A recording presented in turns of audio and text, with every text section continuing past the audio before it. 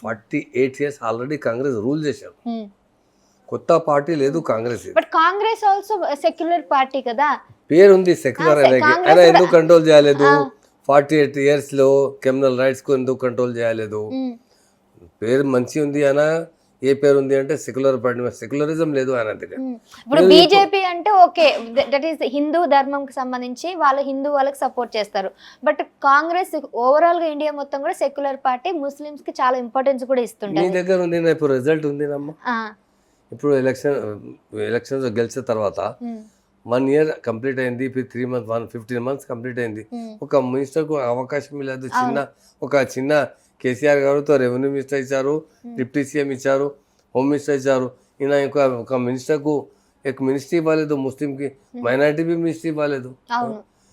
ఇది మీకు సెక్యులరిజం ఇది ఉంది, మీరు చూడాలి. మీ మైనారిటీ వాళ్ళు ఎందుకు దీని గురించి ఫైట్ చేయట్లేదు? ఇప్పుడు ప్రెసెంట్ చేస్తున్నారు. ఇప్పుడు ఏమైంది అంటే ప్రామిసెస్ బోత్ చేశారు. రాంగ్ ప్రామిసెస్, ఫాల్స్ ప్రామిసెస్ చేశారు. ఎలక్షన్ ముందు ఎట్లా అయిందో, ఎలక్షన్ ఎజెండాలో, ఎలక్షన్ నోటీస్ ముందు